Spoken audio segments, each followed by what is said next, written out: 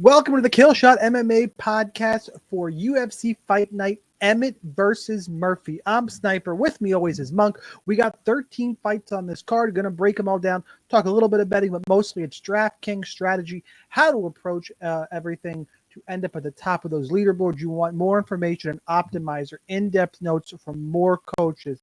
Changes as the week goes on, including on weigh-in day. Join up at DFS Army. Link in the description on YouTube. We'll see you in there. Plenty of helmets at the top of the leaderboard last week, which is nice to see. I actually didn't have a great week last week. I know I do my victory laps when I have a good week. Down week for me, but there were plenty of – it really is because I ran 10 lineups and a single entry, and I just whiffed on those. But the guys who ran single entry, there was a lot of who did MME. Was a lot of helmets top, bunch of chop. I think we had two guys chop up the 8 or 10 man win and the $8, $5 win I saw. So a lot of good stuff there. Monk, how was your week and how you doing? You ready to break down this interesting card? Yeah, it is interesting for sure. Last week picks were decent. I think 9 of 3. So that was pretty good. We had unfortunately I cannot gloat about my Kelvin Vasselin pick. So I guess we'll just have to wait and see on that one. Mexican water defeated Joe Pyfer. You know, you would think somebody at that age would know what the word acclimate means, but maybe we'll get there someday. It was pretty good overall. A stack made the optimal lineup last week. Christian Rodriguez and Melky Costa. So that was very interesting. Yeah, that was something. I'm glad I got Melky. That's what it was. I picked Melky. I didn't play him in my single entry, and I toyed with that build too. And how about that Jamal Emers? Yep, that was something. That was pretty sweet. You know what got me again, though, in terms of single entry, kept me away from cashing. I whiffed on Vergara. Same. Totally whiffed on it. But, I had Manuel Torres. But everything else right. What really kept me from the cash, and I can't call it a robbery, but can a split decision go my way? I thought Austin Hubbard won the fight. Did he get robbed? No. I still think he won. So, I would really like a split between Mick Parkin and then who probably that's probably opposite where he probably lost, but can it go my way? I'm gonna lose that one. Can I win the Hubbard one? Can I get one of the fucking dubs? Right. So, to lose both. It's been a rough run of split decisions, but regardless, I got a couple interesting dog spots I like this week. We're gonna break down all 13 fights. Let's pull it up over on Fight Odds and Monk. As I said last week, question I'm gonna ask you every week. You feeling like a top or a bottom? Let's top it out this week. Why not? Oh, that means we got to end the show with Nunes, Loma, Victor Henry, Falcao, and Alencar Demopoulos. That is, hey guys, stick around, wait till the end, and there's some DraftKings. No, there's really at the end is this Henry Falcao fight is going to be interesting. This is actually a sneaky good fight, I think. That buried in some shit down here. I don't mind this fight. And Nunes puts every opponent optimal, so there's always a chance. Oh, God, we'll talk about that later. But until then, let's start at the top of this card. We'll go Josh Emmett and Lerone Murphy. And I just realized I quickly moved my cheat sheet over here. I don't know if anybody else was able to see that. You get some inside information to my notes over at DFS Army. You can pause it right there or just, sign up, sign in, read them all. And all the other coaches' notes. All right, now we got Josh Emmett, Lerone Murphy. Murphy, minus 320-ish. Comeback on Emmett is plus 260, even though Emmett is the A side of the event. Murphy's a big favorite. Murphy's 9,300. Emmett is 6,900. I think interesting prop here. Fight goes to decision is minus 150. DraftKings salaries. I don't know if I said it. Murphy's 9,300. Emmett is 6,900. Monkey made a start top this week, so I'm actually going to take this one first from you. And it's not an all-in main event because of the prices here and the minus 150 to go to decision. Murphy could wrestle. That's why it's a little bit dicey. In terms of he could get there using some wrestling. He had 3 takedowns against Dan Ige in 3 rounds, 4 against Edson Barbosa, and a shit ton of strikes. This is the outlier, though. Monk in his stats now, so hopefully he's kind of excluding some outliers. This is an outlier performance. He's solid all around. Emmett's got the crazy power that we know about. Murphy can kind of stay safe, probably box him up a little bit, maybe wrestle a little. But at 9,300, he needs a big score to get in the optimal. And I could see him getting a third, fourth round stoppage or submission or just, staying safe. He's not going to, I don't think he should be throwing that kind of volume at Josh Emmett like he did against Edson Barbosa. That's too much opportunity for Emmett to land a counter right. It's too much. I think he can stay safer. I do think he wins. I think he's a little cleaner. Emmett's got the bomb in his hand you're going to keep hearing about all week. For me, Murphy is the pick. Over 4.5 rounds at -150 means you can stack it up in cash games. And Emmett is perfectly fine as just a cash game punt. This is one you can do anything. Actually, there's two options in cash. I would not play Lerone Murphy by himself at this price. You can stack, or you can play Josh Emmett solo for 6,900, and if you have other favorites you like. I think it's a little bit sketchy up there this week, and we'll talk to the other. Well, there's one 9K fighter I love, but other than that, you might just want to take your points in cash games. Regardless, it is not an all-in main event. It's probably one I might want to get underweight on for the first time in a little bit. So I do think Lerone Murphy wins. That's how I'm attacking it. Monk, how about for you? Yeah, I agree. I'm on the Lerone Murphy side for sure. Anyone that's tried to take Josh Emmett down, except for, who was it? Two guys at the beginning of his career. It was like Tuck and somebody else. Other than that, everyone that's tried to take Josh Emmett down in a fight has taken Josh Emmett down in a fight. Lerone Murphy is going to count Bryce Mitchell or not? I mean, he's still shooting in his head somewhere. Yeah, that's true. Yeah, he's always doing something in his head. Who knows? I'm glad I don't know what that is, but yeah, maybe I cannot wait for that fight next week. But yeah, let's see. Yeah, so anyone who's tried to take him down has taken him down. Lerone Murphy is probably going to choose to wrestle early, and then go towards. I forgot about this fight. Did you see this? Which one? The fight. We had 4 knockdowns. Yeah. Totally forgot about that fight. Woo, buddy.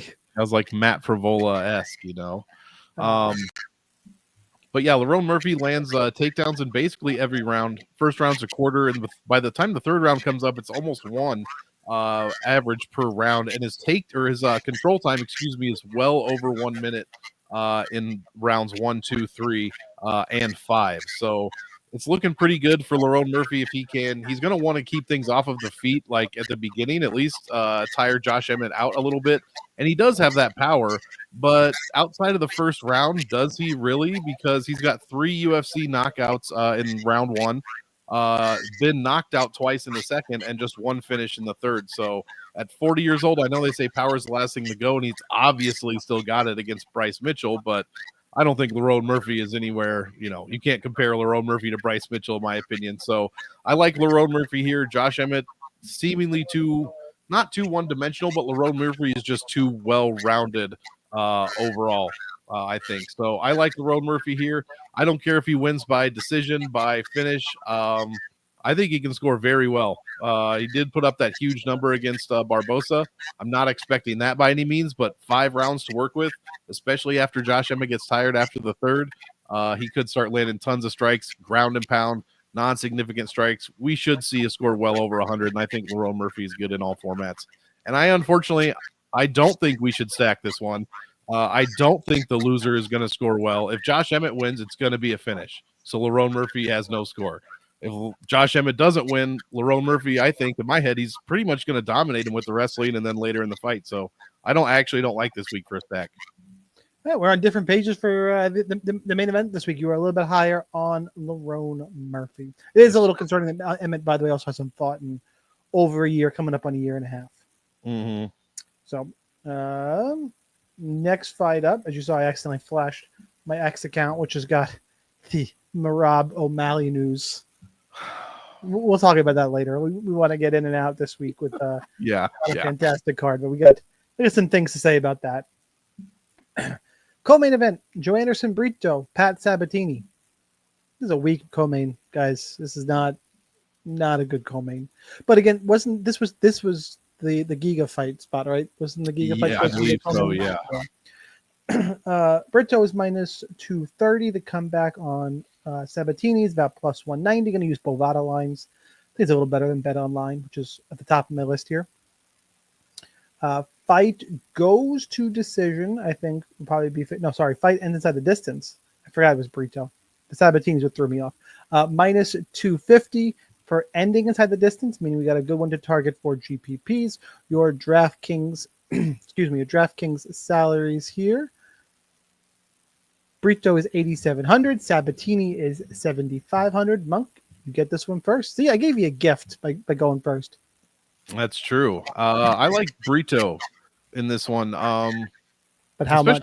Especially in DraftKings, like at 8,700, his average value per win is 12.61, meaning he's 12.6xing his salary. If you've ever heard us talk about that, which is very good. The average that he needs to make optimal, or for everybody, the average optimal score is 13.17x. So we're pretty damn close there.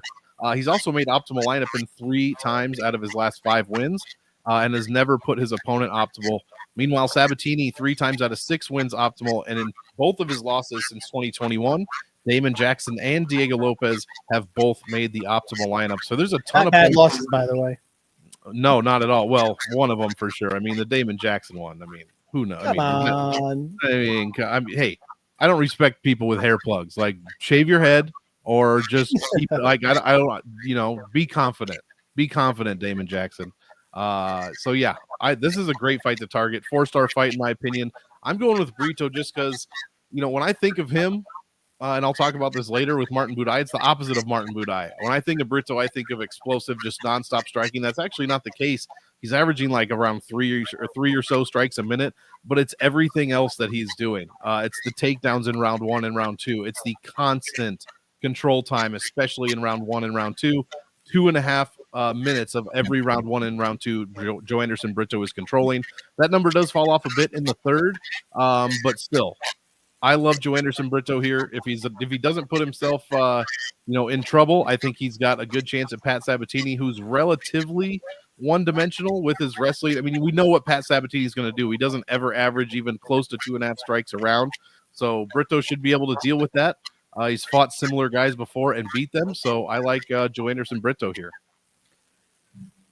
I like this. Actually, you got to play Sabatini too. If he wins by decision, he scores almost 100 points. I like this fight. This is a 5-star fight. I like both sides of this. Look, Joe Anderson Brito, he lost to William Gomez last time out. Yes, he got takedowns. Beat Jack Shore. Shore was cleared at the back end of his career, we found out. Pierce was doing well in that fight before he got subbed. Weston Wilson, I don't care about. Lucas Alexander, I don't really care about. DeAndre Feely win is good. Like, the Bill Algeo one where he can get taken down is a little bit interesting to me. Brito's got 72% takedown defense. Mostly I like the fight because Pat Sabatini, like Monk just mentioned, he's going to try and wrestle. He got knocked out against Diego Lopez, who I don't know if you want to be grappling that man, but that's what Sabatini does. So he found himself in a weird place there. Same thing against Damon Jackson. Not that he can't get caught. So have to like, and he's got, you're hitting heel hooks and arm triangles in the UFC. Dude's got good squeeze, good submission setups, and I don't think Joe Anderson Brito is some kind of unbeatable monster. Really good, but mostly I think what he really brings in fights is violence, and that's what I'm really looking forward to. That's what that minus 250 number is. I think Sabatini is live to pull the upset here. I'm a little bit further down on Joe Anderson Brito. Not that he's not good. I just think Sabatini is getting a little undervalued in this spot, and this is a tricky matchup. Like, I know he beat Jonathan Pierce, right? I'm thinking of Brito Pierce. Yeah. I'm not crazy here. But if I'm not mistaken, didn't Pierce control him most of the first round? Yeah. Pierce and second round, Pierce had racked up over 6 minutes of control time. And Sabatini out-grappled Jonathan Pierce and submitted him.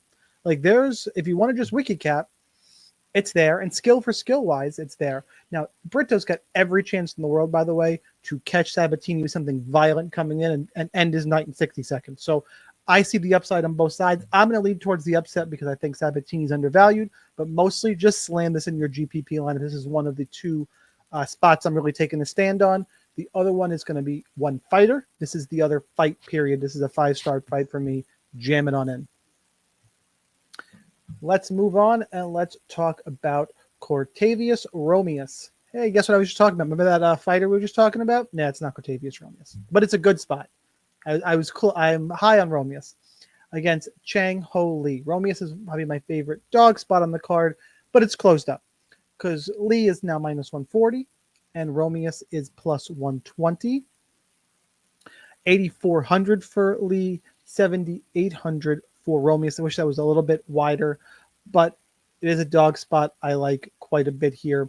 And I think it's probably going to be pretty popular. You've seen the line close. It's bookmaker minus 136 plus 106. Like it's not a hot take dog for me. I honestly am going to exclude myself from kill shot potential here. I think Romious is going to be really chalky. The reason being Lee gets taken down in road to see UFC fights, gets taken down all the damn time, and Romious shows he can grapple and get takedowns. Like I know Romious people are going to point to, yeah, well, Cortavious Romious is 1-2, it's 0-1 in the UFC, 1-1 in Contender Series. Sweet. You know what that's better than? A split decision in the UFC against this is 3 road to UFC fights. I don't care. This is Zhao Long. Like this is 3 road to UFC fights, and the quality of competition there is below Contender Series. It is not good. I watch tape for these guys. I like fights. They're fun usually because it's low level, but I don't think these are high level fights. Just my opinion there. I think the quality competition goes to Romious. There's a clear gap in 38% takedown defense, and Romious took down Gaston Bolaños 4 times. He can get takedowns. So give me Romious in the dog spot. Very clear hole. I'm down on Lee. Monk, how about for you? I am the exact opposite end. I cannot and will not trust Cortavious Romious. Like I don't understand. Trust somebody on road to UFC, my man. Like I'm gonna trust somebody on date. There's really very small difference. Like, he beat Michael Imperato. Cool. He also lost to Ramon Tavares in 29 seconds. Like, I don't care if you're on Fury FC or the UFC, you're losing to a dude in 30 seconds. Like, you're not making a good impression at all. Then you come in and you beat you beat Michael Imperato by unanimous decision. What did he do in that fight? 5 minutes of control time and less than 3 strikes per minute. He did nothing. He got taken down once. He got controlled, and he got almost the same amount of strikes landed on him that got landed on him. So then he loses to Gaston Bolaños, again, taking fighters down and losing fights. Like, he got taken down himself. He got controlled for 4.5 minutes. He got completely outstruck. He landed 17 strikes in 15 minutes. Like, this dude is doing nothing. He's not trying to win fights, apparently. It just kind of happens. It depends on the judges because it's not going into his hands. So I'd rather take my chances with Chang Ho Lee, a guy that's shown he has been taken down, but unlike Cortavious Romious, when he's been taken down, he's won the fights. He's won all 3 of those fights he's been taken down, and he's also landing takedowns. 1 takedown, 4 takedowns, 2 takedowns. Also control time, 4 minutes, 5 minutes, or 4 minutes, 4 minutes, and 2 minutes. And the striking is double or triple what Cortavious Romious is putting out. It's just so much more volume. I don't trust Romious. I might be dead wrong, and I'd be happy to be wrong. But I'm going to trust Chang Ho Lee here. I think at 8,400, he could really pay that off. And Cortavious Romious has given me nothing to like so far. How is he going to pay that? Okay, even if you're against Romious, and we've not been this different in a card in a while, and I didn't know this coming in. But even if you don't like Romious, how does Lee pay this off? He's not going to wrestle. If you put DraftKings points on this, he's well over 100 points per fight. He's averaging like 16 points in the first, no bonus, 15 points in the second, and 20 points in the third. That's 81 points with a decision win. It's 81. Which one? He put up one. For Chang Ho Lee, he put up 120, he put up 105, and then he put up 94. You can't just go off just scoring when he's. No, I know, but it's a work rate. Raw DraftKings points with no bonus. He scored 16 points in the round 1 on average. 15 16 in round 2. That's 31 total. And 20 on average in round 3. That's 51. Give him 30 points for a win. That's 81 points. Sure. That's not good. That's not good enough. Well, I didn't say I was putting him into all my lineups. I said he's going to beat this dude that doesn't beat anybody. You said you trust him to pay off the salary too. I think you said that. At 8,400, I think he'll be close. Romious gives up so much volume. He gives up takedowns. He gives up tons of control time. His defense is terrible. Dog shit. I just agree, disagree, because I think Lee is dog shit. So Dog shit versus dog shit fight. There we go. We usually agree more than this. This is a fun episode. It's bound to happen. Yeah, well, and I on know this we're gonna card of all disagree fucking cards. Really? Oh yeah. I don't have a strong all right.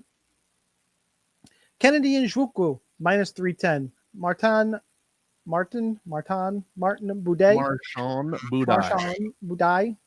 It's +255. Fight ends inside the distance is -165. I think this is not an all-in heavyweight fight, by the way. We'll get to that in a second. DraftKings salaries here. Kennedy is 9,200. Budai is 7,000. Monk, you get this one first. Yeah, Budai, like I was saying earlier, when I picture him, I picture like a low volume plotting type striker. But actually he's averaging almost 5 strikes a minute. Now, unfortunately, while that is surprising in a good way, he also gets hit with about 5.5 strikes a minute. So he's getting outstruck by 0.7 strikes. You never want to see that. Takedown offense is terrible, so we're not looking for that. And I might be probably picking Martin Budai as one of my only dogs this week, but I'm not going to be using his 100% takedown defense as a talking point because only 2 people have attempted 1 takedown each, and they were both unsuccessful. That said, Kennedy rarely attempts takedowns, and for some reason in the Carl Roberson fight, he decided to attempt 7 and landed 5. Other than that, he's never attempted more than like 1, maybe 2. I don't know. Yeah, it's very, very rare. He's just striking, and that's pretty much what Martin Budai is doing. So we've basically got 2 heavyweight strikers that throw and get hit with 5 strikes a minute. So that could be interesting. Budai usually goes to decision, although in his last 2 of 3, he has finished inside the distance. So that's another weird twist. While Kennedy, meanwhile, constantly gets finishes. So he looked like shit against Ovince St. Preux. Like, if you want to see a bad Kennedy and Nzechukwu, watch that Ovince St. Preux fight. The Dustin Jacoby fight, no problem with that. But also losing to Nikolai Negumariano, Dawoon Jung, like, these are not good losses at all. Martin Budai lost to Shamil Gaziev, who, heavyweight sucks, but he's probably in the top 10, maybe. I don't know. He's probably pretty close. So it's like the battle of 2 terrible heavyweights, which is most heavyweight fights these days. So I'm picking the upside of Martin Budai. Why not? If he wins by decision and it's a shitty Kennedy fight, which we've seen several times, then I get good value at 6,900 or whatever his salary is. 7K, I don't know. And if Kennedy wins, you're going to want to play him too because he finishes by because he wins by finish. Budai is very durable though, so play at your own risk. But I'm going to be a bit underfield to this one as a whole, but I'm still picking Budai overall. Yeah, for what it's worth, Kennedy's 2-0 in the UFC heavyweight division, and yeah, Chris Barnett doesn't really impress me. Well, 51 strikes in the first round is interesting, and win over Lucas Brzeski, I thought that was a pretty good win. I almost throw out a lot of these light heavyweights. He looks like a different fighter. He's looked pretty good. He's going to have the speed advantage in this division. Budai is plotting. I know it, but he's low volume, doesn't get a ton of finishes, and a little too slow for me. Again, this matchup against Kennedy, I think Kennedy is going to be able to use his speed, distance, a little bit crisper striking, get a win. I am a little concerned about the scoring upside for both guys here. I think I said it earlier. Being heavyweights and on this card, it's probably still a top level fight, but it's not an all-in, slam it in. He was knocked out by Shamil Gaziev, so he can be finished. And if you want to do Geek Sayer thing is the wiki cap. The common opponent here is Lucas Brzeski, who he beat by split decision, while Kennedy finished him for whatever that's worth. I don't think a lot, even though I'm on the Kennedy side here, just throwing it out there. It's more about volume and speed. I think Kennedy's better. I think he's better suited at heavyweight till he gets to the very top of this division, and then hopefully he better have grown a little bit. But I think he's going to have more than enough here. Sure, I'm fine playing Budai as a mix it in for GPP, but I'm on the Kennedy side. All right, let's move on. Let's talk Gerald Meerschaert, Brad Tavares. Tavares is -245. The comeback on Meerschaert is +205. Tavares is 9,100. Meerschaert is 7,100. Fight goes to decision. Tells you all you need to know here at -150. Look, I know what's wild is Brad Tavares has lost 4 of his last 5 fights, right? Granted, one was a split decision. I'm still picking him over Gerald Meerschaert, who's lost, by the way, of his last 5 losses, the last 5 fights, 3 losses are against good guys. You could argue quality competition and form is probably on the Gerald Meerschaert side. But the reason Tavares is a favorite is he's got great takedown defense. And when you take that away from Gerald Meerschaert, the grappling game, it's a fucking problem. Like, I don't know how he's going to beat Tavares on the feet. I don't think he can. I don't think he can get him down. Stylistically, I think this is a great matchup for Tavares. The worry is on both sides. Well, I'm going to say I'm probably going to go underweight to this fight. Both these guys are fight fucking old. And a jab, I'm getting to the point where I wonder if a jab can put him out. Like, I'm getting concerned about both these guys. I'm on Tavares, and usually he just decisions people, doesn't score great. If Meerschaert can't get him down after 2 rounds or a round and a half, I could see Tavares wearing on him and getting a late round 2 finish and breaking the slate.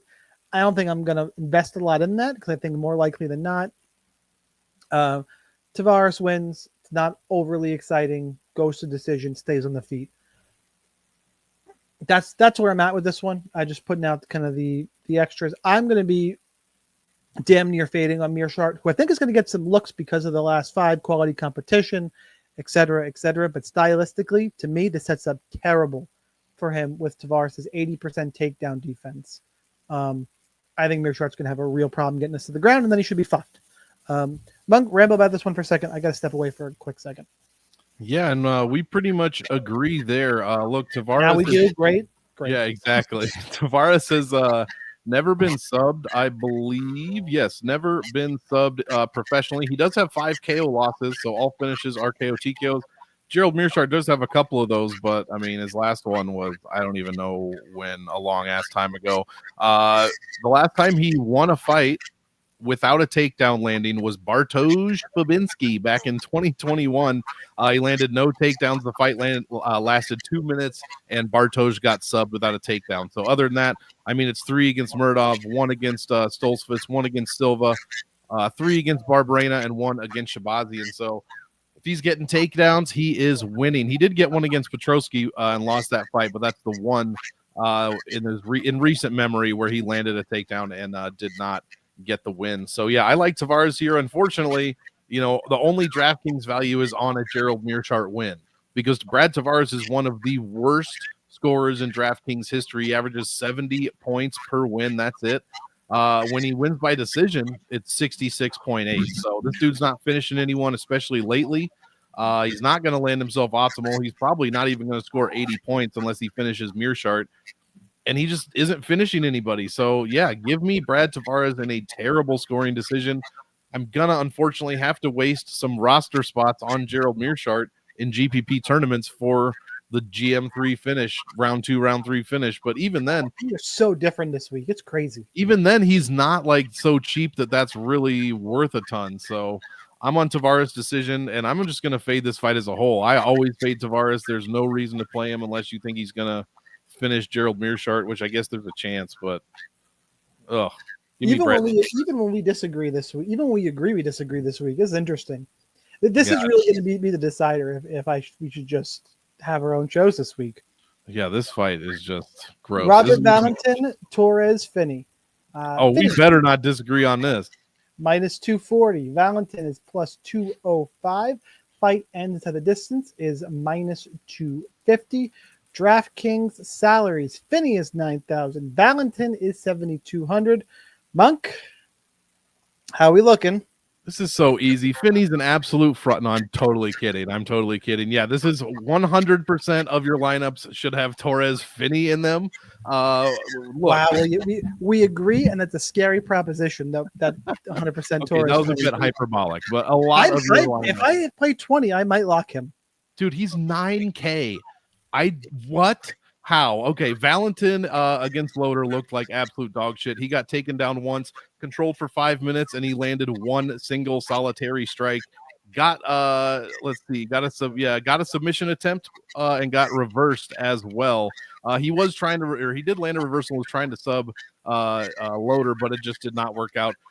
that's my way of saying that he gets taken down and controlled, and that is all Finney does. 100% of what Torres Finney does. One takedown in his last fight, that's all he needed. 4 minutes of control time. The fight lasted 4 minutes 10 seconds. So he got a takedown, landed, or 4 minutes of control time, landed 35 strikes in 4 minutes, and beat this dude just into oblivion in the first round. Fought Cam Roston, 10 of 14 takedowns, almost 12 minutes of control time, and then in his first DWCS fight, 7 of 11 takedowns, 6.5 minutes of control time. This guy has 91% round one striking accuracy, guys. I've never even seen that ever, and I know that's a ton of ground strikes, so it probably doesn't count, but still, that's ridiculously high. He's 4.3 minutes of control time on average in round one. This is of 14 minutes of round ones. Under 4 minutes in round two, and at 4 minutes in round three. What is Robert Valentin going to do here? I could talk about this dude's Torres Finney stats all night because they're freaking mind-blowing. What is Valentin going to do? This seems like the biggest setup I've ever seen. Give me Torres Finney to score a gazillion points, no matter if he finishes or not. Yep, that's exactly right. I'm not gonna go crazy. He's a core play for me. Gonna want to get takedowns. Valentin can get taken down, plus a minus 250 inside the distance prop. Loading up on Torres Finney. If I get fucked, I'll move on to next week. I'll just okay. Because it's only minus 250 for some. I saw the odds when I was doing my stuff on Thursday for this week, and I was just like, oh my god, he's gonna be 9K. Yep, that is a parlay piece. All right, let's talk. Oh, God, that's like it's going to give me a stroke one day. Ode Osborne and Luis Gurule. Gurule is minus 250. Osborne is plus 210. Fight ends at the distance is minus 130. Your DraftKings salaries here are Gurule is 8,900. Osborne is 7,300. Let me preface my breakdown here with I am not super confident in this. But you guys aren't going to like this at all because Ode Osborne is super live. More than live. I know he's looked like duty. That's right. I am going full 8-year-old on you guys. Duty. So he's looked bad. For what it's worth, by the way, this fight is at flyweight. Correct. I'm a little concerned Gurule is going to be a little bit too fast for Osborne. I think that's actually the biggest concern in this, but Osborne's looked pretty quick at bantamweight. So that's the one thing it's hard to really match up against. But, Nick Pinchinini took this motherfucker down 10 times. I know he got up and he won a split decision, but that's concerning. And Ode Osborne, yes, he's lost 4 of his last 5. To Tyson Nam, Asu Amabayev, Jafel Filho, who actually is now 3-1 in the UFC for whatever that, or 2-1 in the UFC. That loss is aging okay. And Ronaldo Rodriguez, who that was a fun fight for whatever that's worth. Is he a world beater? Absolutely not. But this is the Contender Series favorite, debutante favorite here. Massive red flags. I know Osborne does not look good. I need to see it from Luis Gurule before I can take him in this spot. Especially, it's going to be striking. I'll be underweight to Gurule. I can't rule him out because this. I know Osborne's been finished, but they're flyweights. Going to rely on a flyweight finish here. I'd rather take shots in the dog, who I think is more than live with the UFC experience, and I'll be under to Gurule. So give me Ode Osborne, and I hate every minute of it because he's so fucking inconsistent. But that's where I see the value. Monk, how about for you? Yeah, I hate it too. I'm going to pick the other side, but I agree. Very not confident. Red flags everywhere. But the Ode Osborne ones are just so bad. They're just real. I know Gurule's numbers 10 of 20. Like you said, he got controlled for 5.5 minutes in that fight. Did come back and land, 7 strikes a minute. Didn't do anything else. Attempted 2 takedowns and a reversal, and that was it. Meanwhile, Ode Osborne, that Jafel Filo win is aging well. However, he did absolutely nothing in that fight. He landed 1 non-significant strike and maybe had 1 second of control. He did nothing in 4.5 minutes. I want to see what Osborne's going to look like trying to get to flyweight, by the way. This fight may not happen. Exactly. I'm not convinced he can get down. Been at flyweight, unless I've been entering. It looks like Kelleher was his last bantamweight fight, and then he was am I that far off? Yeah, then he was at featherweight for Rivera, and ever since then it was Manel Kopp, and ever since then Oh, he's the been Rodriguez fight was at 125. Feel You know what? I am mistaken. You're right. You're he's been 100% right. I bucked up his weight class, guys. But I will take that back. He seems bigger than a flyweight, doesn't he? he does, but yeah, he in my head he does, but then you see him, and you're like, oh yeah, he's very. No, he's a 5'7". He's a 5'7" I guess flyweight. he is 5'7". Most of these guys are 5'4" to 5'6". Not that it's huge, but all right. I was mistaken. Listen, mostly my pick is a fade on Gurule, but all right. My bad. Sorry. Weight class confusion. And even at flyweight, yeah, the finishes are hard to come by generally, but they do score very well for DraftKings. Flyweights, I'm gonna have to look. They might average the best in finished wins. It's like 108. It's crazy, but Osborne is just handing out finished wins to his opponents. 5 of his 6 UFC losses are finishes. Filo, Amabayev, Tyson Nam, Manel Kopp, and Brian Kelleher. Like, it's just only Lazy Boy didn't finish him, and that was it. So it's so many red flags for Osborne. It's so many for Gurule. Play both sides in GPPs, but I do favor the new. I probably shouldn't favor this dude, since I already picked the 10-0 favorite and said he was like going in 100% of my lineups. So, but you know, it seems maybe the tide is turning on these undefeated fighters in 2025. So I'm going to go with Gurule. No confidence. I just can't trust Osborne. He just gives fights away. Fair enough. Let's move on. Now let's talk Davey Grant, Daniel Santos. Santos minus 155. Comeback on Grant is plus 135. Fight goes to decision is minus 155. Your DraftKings salaries for this one. Santos is 8,500. Grant is 7,700. Monk, who you got? I don't know who you picked for this one, but I'm going to take Daniel Santos, probably by decision. Yep. Yeah. That's kind of what I'm thinking. My only issue is his round. The volume that lands on Daniel Santos is crazy. 5.8 in the first, 4.4 in the second, and then back up over 5 in the third. He's allowing takedowns. He's allowing under 1 minute, right around under 30 seconds of control time, so that's not terrible. But it is the striking, because in round 1 and round 3, he's landing 2.8 strikes a minute. So he's getting viciously outstruck in the first and third rounds. Round 2, for some reason, in 14 minutes, he's averaging 6.7 strikes a minute, 0.7 takedowns, and 1.6 minutes of control time. So best round by far for Santos is round 2. Luckily for him, Davey Grant, while he does have decent volume, over 5 strikes a minute in rounds 2 and 3 and just under in 1, he doesn't quite carry. I guess he does have power too in every round. I just don't know if he's done it lately. I just don't know lately if he's going to be able to keep up with Daniel Santos with the 9-year age difference. We've got 3 of 4 wins in his last 4. Smolka, Assunção, and Tavares. Assunção might have been 160 years old in that fight. He was 40. That Marcos fight was tough. Yanez is tough. Cheeto. Even Manny, I don't know Manny Bermudez, but at least those last 3 extremely tough outs. But I just think Davey Grant's not going to be as quick as Santos. Santos really impressed me in that Castaneda fight. Like, really, really impressed me, especially looking back at the numbers. It was fantastic. He was taken down. He was controlled. He was almost outstruck. He got 6 strikes a minute landed on him in 9 minutes, and he still outstruck Castaneda, landed takedowns, and controlled him as well. So I like Santos here by decision. I just think he's the better DFS player as well. Same. I think Santos edges it out over Davey Grant, who continues to age. Good fight in terms of watching value. I'm interested in this fight. Yes. DFS, I'll be underweight. Santos has got the upside. I don't think Grant finishes him. Santos could grapple. That's where I'm leaning. I do think he's a little better, but overall, this is a fight I'll be mostly down on. But give me Daniel Santos as well. Let's talk Reese McKee, Daniel Frunza.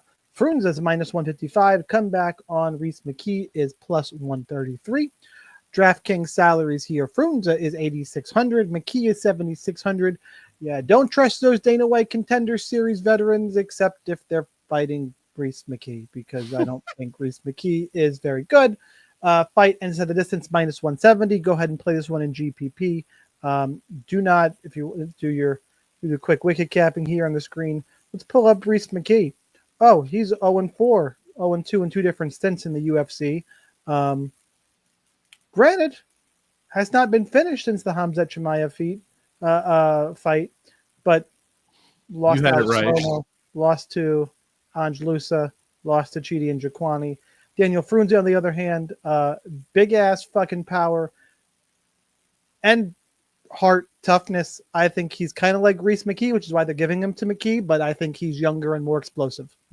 Is he a world beater? No. I think he's going to have plenty of problems.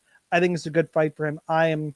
Do not believe in Reese McKee. I will have a little bit. This is not like the Torres Finney spot here where I'm just not going to play any Robert Valentin. I'll mix in a little bit of McKee because of that minus 170 inside the distance prop number and the cheap salary. But I do heavily favor the favorite in this one in Frunza. Monk, how about for you? Just a big GPP fight here. And actually, McKee is the younger fighter at 29. Frunza's debut. He feels older. He does feel older. I'm sure his face feels older because he gets hit a lot. I mean, who did he piss off in the UFC? Yeah, he's 0-4, guys. Guess what? He fought Hamzat in his debut. Then he fought that was a short notice I want to get in the UFC. That's cool. He still fought him. Then he fought Alex Morono, who's not the best, but he's an established UFC veteran in 2020. Then he fought Angelusa. Then he fought Chidi and Joe. Like, who did this guy piss off? Like, these are four like decent fighters, but he did make Alex Morono look like I don't even know. Jamal Emmers last week. I mean, he scored 126 points on Reese McKee. Morono averages like 70 per win, and then he puts up 130 on McKee. Angelusa, did whatever he wanted to him. 6 takedowns, 6 minutes control. Chidi, that was a terrible fight, and he won by split decision. Like, Frunza, I mean, he didn't do anything except land strikes. That's it. He, landed an. Actually, he got knocked down. Yeah, he had to come back. He got knocked down. He got taken down twice. He got controlled for 3.5 minutes, and then he landed 5 strikes a minute, and then the fight was over in 8.5 minutes, and that's what happened. So, I can't trust either guy. Look, if Reese McKee is ever going to get a UFC win, Daniel Frunza is by far his best chance. Like, it's not even close. This is the weakest competition he's fought in his last 4 fights by a mile. So I'm going to be a little over on McKee. I hate playing him. I think I picked him on my Thursday show, and I hated it. I picked Daniel Frunza when I did my write-ups today, and I hated that. So I don't know. I'm picking Frunza because McKee's so bad, but this is the easiest competition he's had so far. So it's not out of the realm of possibility. No, but that's what we're going with is concerning. Right, and it sucks that you also have to pay $7,600 for him. So I know we're at 42 minutes, and we wanted to go relatively quick here, but trust me, guys, these last 4 fights, not very DFS impactful. We're going to fly through these fucking things. Yeah, we are. Diony Barbosa, Diana Belbita. As Joe would say, our friend Sun Tzu, the Vaseline matchup of the card, I guess. Barbosa is minus 1,000. Holy fuck. Diana Barbosa is minus 1,000 in the UFC. What corpse did they drag out? Minus 1,000? Yeah, on Bet Online. At a few places, actually. Dude, I updated it this morning. It was minus 800. Who's doing this? Around plus 600 for Diana Belbita. At that number, you're still minus 145 to end inside the distance. DraftKings salaries.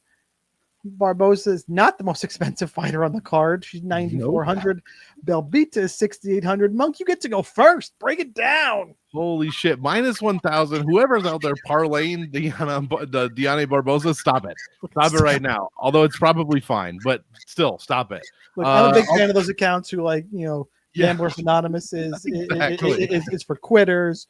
Dude. Your next bet's the one that's going to make you rich. All those, that's all funny and don't stop. But if you're laying juice here, you should call the number. You call the number, guys. I mean, if you're doing a little climb, a little ladder action, and you're trying to find a gigantic, then that's fine. But Belbita's garbage defensively. She's really very, very bad. All she does is land a ton of volume, and it's very good. 7 strikes a minute in the first, 7 in the third, and 5.5 in the second. But she gets hit with 6, and almost 8 strikes in the third round.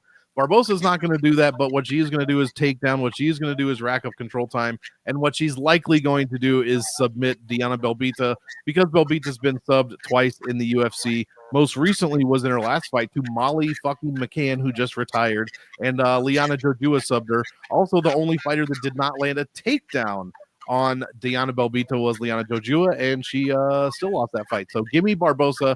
Probably by submission. She's probably going to score like shit, though, if she doesn't get it in the first round. So keep that in mind if you're going to spend 9,400. Yeah, I'm probably just going to, like, wholly low-level fight. I'll be field weight to both because, honestly, Belbita is bad, but Barbosa is bad enough where she lost to Miranda Maverick, so that's different than Molly McCann. Saw the M's for a second. Would it really surprise me if Belbita won this fight? No, because I don't think either one of them are very good.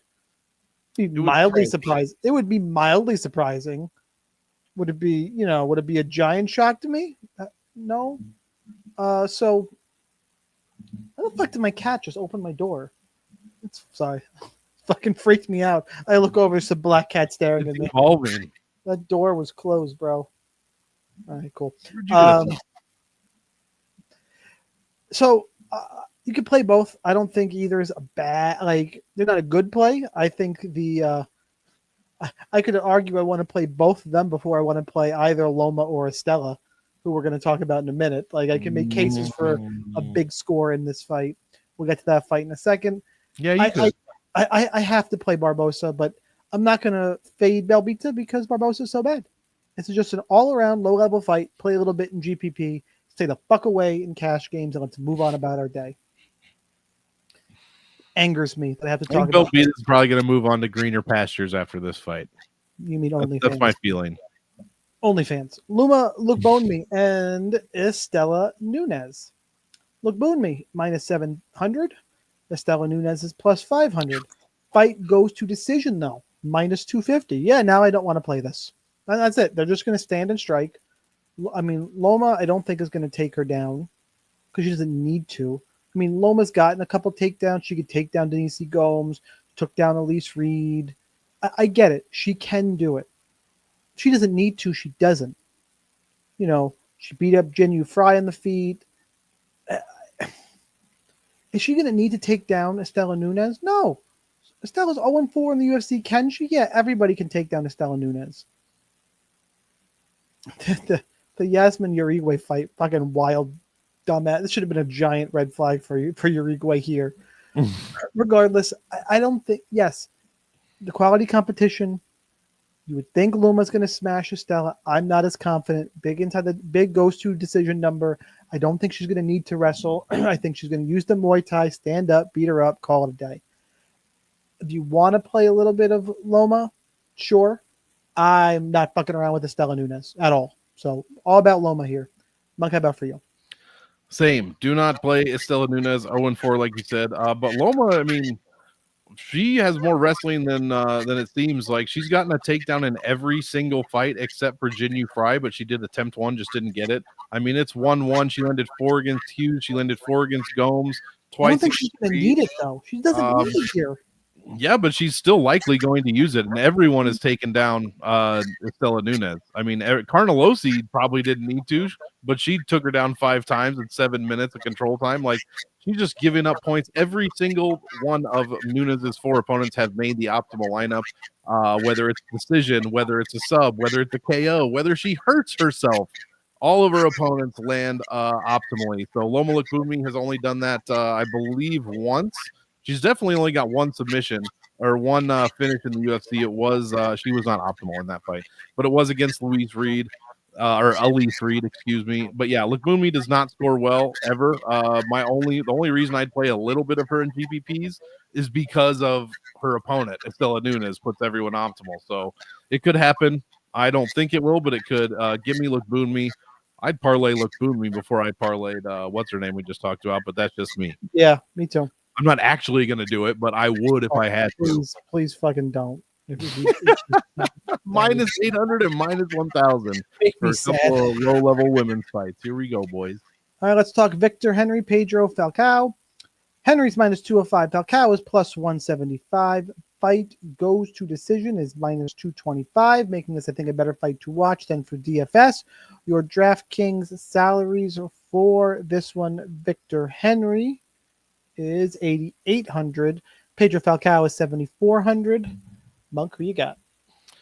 Man, immediately when I saw this, I'm like, give me Victor Henry. This dude's going to smash him. And then I'm looking at the numbers, and yeah, while he does have amazing striking, like 5.5 in the first, 8.6 in the second, and almost 10 strikes a minute in the third round. This is over 17 minutes of third rounds, by the way. It's a ridiculous number. 10 strikes a minute at 55% accuracy for Victor Henry. That's crazy.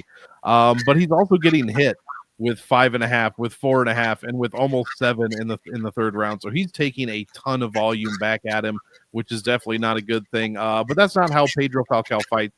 He doesn't even land, or he's at 3.25 in the third, but other than that, he's below that. His game is control time. 2 minutes average in the first, almost 3 in the second, and 2.5 in the third. That is his game. That's what he wants to do to Victor Henry. And who has been successful in that? Not really anyone. Tony Gravely controlled him for 3 minutes, and he lost that fight.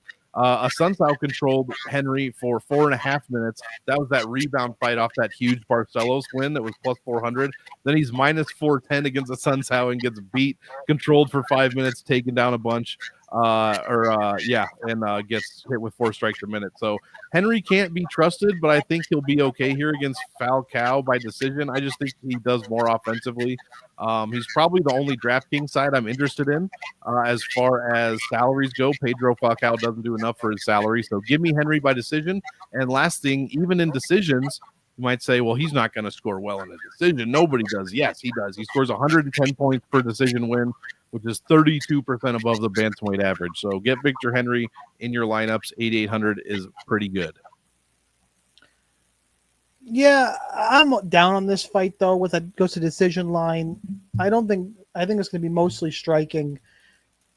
It's one of those. I think Henry's slightly more polished, a little better everywhere, but because of the prices, Falcao's the only one I have interested in DFS. If he pulls off a win, Henry isn't unbeatable. I think it's a relatively close fight. Probably lined about right, but again, I'm not super confident either side. I don't think Henry's a lock for a big score. I'm just one of those. I'm gonna kind of bitch out and think, hey, Henry's better. He's the pick to win in a fight that is probably a little closer than the odds or lined about right. And conversely, because of that, Falcao's the one with DFS upside. And if you want to punt him in cash games, I'm fine with that. So, kind of a vanilla take there, but I mean, straightforward. Yeah, Henry has awful defense. So, you know what fight I usually look forward to every week, and I try and get in my lineups? It's that mid-range fight, Manuel Torres spot, sure, Nacio Bahamonde, like those type of spots. Talita Alencar, Vanessa Demopoulos is not what I'm looking for, but here we are at minus 110 apiece, and Alencar 8,200, Demopoulos at 8,000. Fight goes to decision at minus 400. I am way down on this fight. If it ends up on the optimal, I have had a bad day. I think Alencar is a little bit better. She's also the one to have more success grappling. Give me Alencar and just fuck this fight. I'm going to look at ownership, go a little over on Alencar, a little under on Demopoulos, because frankly, I don't want to be dead after the first fight, but I'm going to be, maybe I'll go, I know I said under. I'm going to play a little bit of Alencar because I do think that's not a hot take. I think this fight's not going to be heavily owned. So probably if I go 15% Alencar, 20% Alencar, I'm probably over the field pretty healthily. Oh, yeah. So that's probably where I'm looking here. I do think she's better with the grappling upside. Monk, how about for you? Completely agree. And you should click on the line movement for this fight because it's fucking crazy. I think BetOnline opened Alencar as a minus 200 favorite. She immediately dropped to like plus 135. Like the line completely flipped.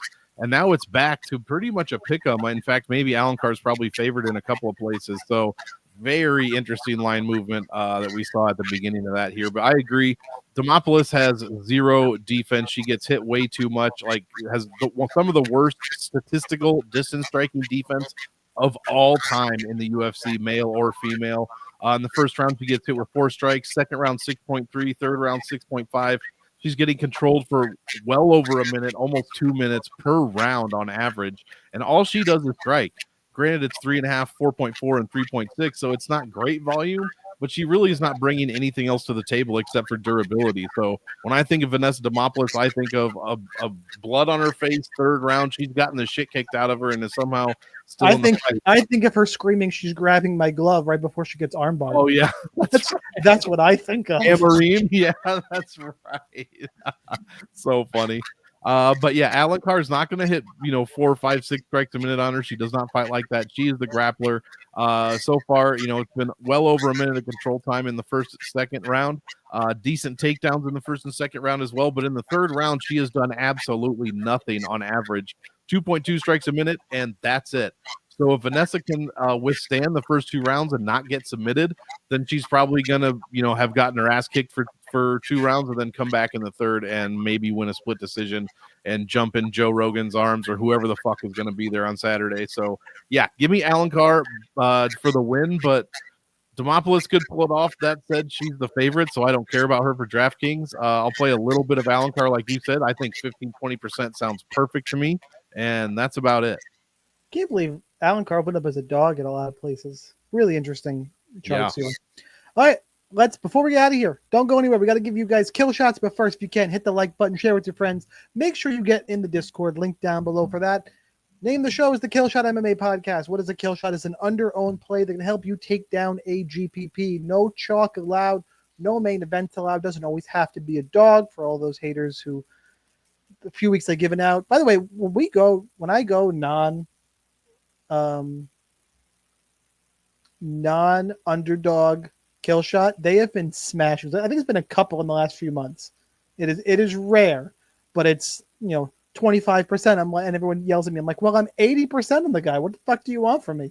And they end up, and I think I'm like 3 of my last 3 doing Torres Finney right now. No, see, I'm just saying. That being said, I'm not going to go with the favorite this week. I'm just saying this doesn't always have to be a favorite. Torres Finney is too chalk. I will admit he is too. Like he's going to be 40 to 50% owned. He should be 80% owned. I think it's going to be like if I'm not the ownership guy, and we have that tool in DFS Army. I don't do it because it's not my strength. People are better at it. I'm thinking around 50 to 55% now that I think about it. That's where I think he'll end up. That being said, I'll go first in the kill shot. You should know where mine is. Good old Pat Sabatini, the new co-main event. Going to find a submission on Joe Anderson Brito. What JSP couldn't do. Pat Sabatini isn't going to yell at him, do something, and then get subbed. I think Sabatini will control him and get it done. Good God. I hate this. I have 2 choices, guys, and I hate them both. And I'm going to pick one. You're going to say, ready? I think you are toying between Budai and Osborne. No, you got half of it right. Yeah. I hate myself. Budai and Reese McKee. I honestly think this is the worst competition Reese McKee's faced. And for a kill shot, no one's going to own this dude. He's probably not going to win. Look, if this hits, Geek's going to have to talk about it for the next year. That's it. It's either him or Martin Budai, and Martin Budai is not exciting. And if Reese McKee wins, that's fucking awesome. So it's Reese McKee, baby. Let's go. I'm not going to play none of him. I'm not going to play none of him. So that's fine. Frunza's he's the worst fighter he's fought in a long time, guys. Come on, I didn't get Kelvin Gastelum I didn't get to gloat about that last week because Joe Pyfer decided to drink the water in Mexico. But so stupid. And then manages to totally quash the rumors of him being a racist by posting racist shit. Dude, I love the 2 hours before he got sick. They posted, "I'm the healthiest I've ever been." Jesus Christ. Does this guy say anything that's not completely fucking dumb or full of shit? He makes me not like Sean Brady because he hangs out with him. Like, that's how much I don't like that dude. That's a fair point. That is a fair point. And I want to like Sean Brady, but he's making it impossible. That being said, guys, smash the like button, get in the Discord, Willie. We'll see you in there. Broke down this card, 13 fights, just about an hour. We will see you. Do we have a card next week? We're on a nice little pay-per-view, baby. 314 is next I didn't know week. if we had a break before or after the card. So that means we have a week off after? Maybe. Let's see. Let's take it. No. Yes. Yep. I knew there was a break coming up. It was whether it was before or after. We are off. There's no card on the 19th, which makes sense. That is Easter weekend, I believe. Yes, sir. So, yep. 314 next week. We'll break it down for you coming from Miami, Florida. Monk, you got anything before you get out of here?